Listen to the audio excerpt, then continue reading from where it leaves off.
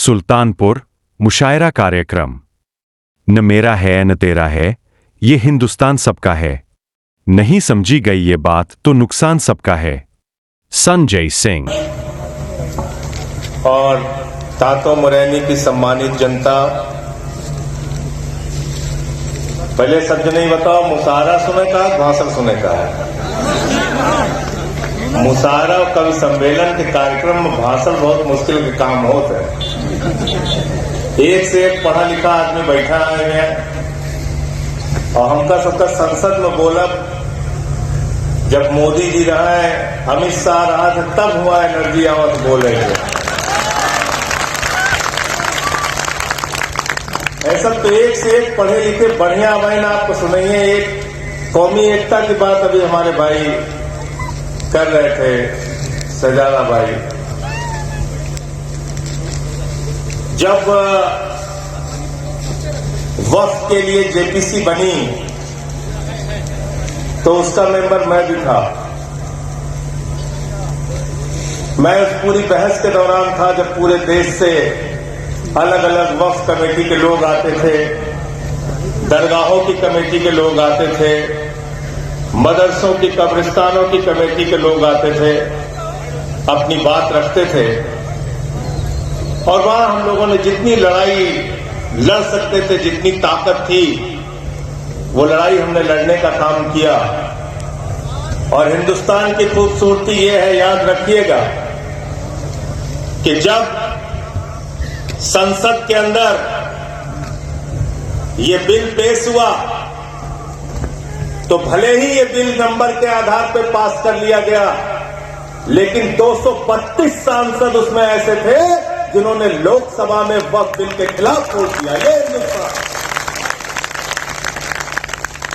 और उन 232 लोगों में मात्र 24 मुसलमान थे, बाकी हिंदू थे, सिख थे, ईसाई थे। यह हिंदुस्तान है। जब राज्यसभा के अंदर वो बिल आया, मुझे बताने की जरूरत नहीं है, वहां खड़े होकर जिस तरह से सरकार की बखिया उधेड़ सकता था, एक एक परत दर परत उनकी बखिया उधेड़ने का काम मैंने किया। कहा गया कि वक्फ की जमीन के लिए आपको कागज दिखाना पड़ेगा।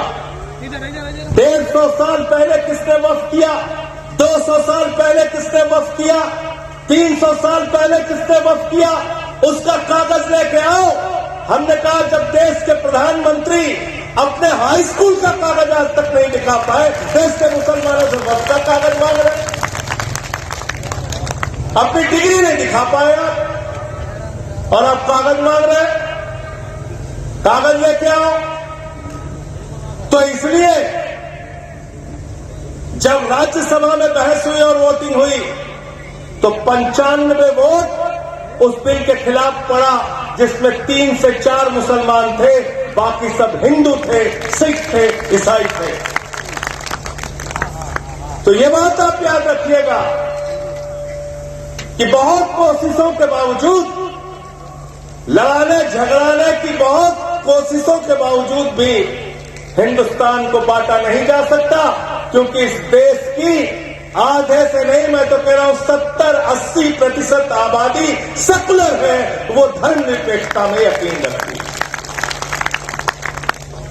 बाकी झगड़ा कराओ लिए तो सब जने हैं, दोनों तरफ से मौका लगता है तो अपना कोई हिंदू के नाम पे राजनीति कर रहा है, कोई मुसलमान के नाम पे राजनीति कर रहा है। मैं सिर्फ एक बात कहना चाहूंगा, नफरत की बुनियाद पे दुनिया का कोई मुल्क ना आगे बढ़ पाया है, ना आगे बढ़ पाएगा, इसलिए मोहब्बत ही रास्ता है।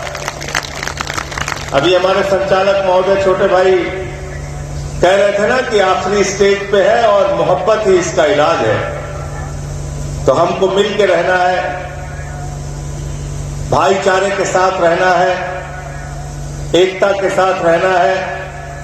ये मंच आप देखिए, कौमी एकता का ये मंच, हिंदू भी है, मुसलमान भी है।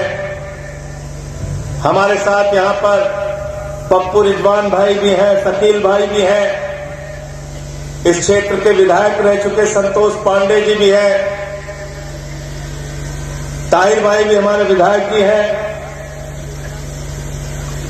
इस मंच पे प्रमुख जी भी बैठे हैं। यहां से मैं एक ही संदेश आप लोगों को देना चाहूंगा, ज्यादा लंबी बात नहीं करूंगा, कि न तेरा है न मेरा है, ये हिंदुस्तान सबका है। न तेरा है न मेरा है, ये हिंदुस्तान सबका है। नहीं समझी गई ये बात तो नुकसान सबका है। जो आकर मिल गई इसमें वो दिखलाई नहीं देती, जो नदियां मिल गई इसमें वो दिखलाई नहीं देती महासागर बनाने में, मगर योगदान सबका है, बलिदान सबका है, त्याग सबका है। आप सबको और खास तौर से राहत फाउंडेशन के हमारे सभी सम्मानित पदाधिकारियों को मैं दिल से मुबारकबाद देना चाहता हूं, बधाई देना चाहता हूं आज के कार्यक्रम के लिए। मुझे तो पहली बार मौका मिला यहां पे आने के लिए। आगे जब भी आपका कोई आयोजन होगा मैं कोशिश करूंगा कि जरूर आपके प्रोग्राम में शामिल हूं। और मेधावी छात्रों को आप लोग सम्मानित कर रहे हैं, ये भी बहुत बढ़िया काम कर रहे हैं। पढ़ाई लिखाई पे जोर देना बहुत जरूरी है। बच्चों को पढ़ाएंगे नहीं तो आने वाला भविष्य हिंदुस्तान का अच्छा नहीं होगा। ऐसे राजनीति की जा रही है, ऐसे समाज को बांटा जा रहा है। मैं तो अभी आते वक्त कह रहा था सबसे, हमारे बीच में आजाद समाज सेवा समिति संस्था के अध्यक्ष अशोक सिंह जी भी हैं। हम लोगों ने मिलकर संस्था बनाई, काम किया यहाँ। तो मैं अभी आते वक्त यही कह रहा था कि हिंदुस्तान में 150 दिन तो खाली त्योहार में जाता है, और हर त्योहार में डर का माहौल पैदा हो जाता है। हर त्योहार में डर का माहौल। होली आए, एक हफ्ते पहले से बहस शुरू होगी टीवी चैनल पे, एक हफ्ते बाद तक चलेगी। दिवाली आए, एक हफ्ते पहले तक बहस शुरू होगी, एक हफ्ते बाद तक चलेगी। कांवड़ की यात्रा आए, 10 दिन पहले से बहस शुरू होगी, 10 दिन बाद तक चलेगी। किसको नेम प्लेट लगाना है, किसको क्या खाना बनाना है, कौन सा ढाबा है, कहां कैसे क्या हो रहा है। ईद आए, बकरीद आए, उस पर बवाल करना है। तो हम लोग खाली कहां हैं? पूरे टाइम तो इसी सब चीज में व्यस्त रखा जाता है। इसलिए पढ़ाई लिखाई पे विशेष तौर से ध्यान दीजिए। और मैंने संसद में भी कहा था, यहां भी कह रहा हूं, जिसको आस्था है मंदिर में जाए पूजा करने के लिए, जिसको आस्था है मस्जिद में जाए नमाज पढ़ने के लिए, लेकिन मस्जिद में मंदिर खोजने से भगवान नहीं मिलेगा।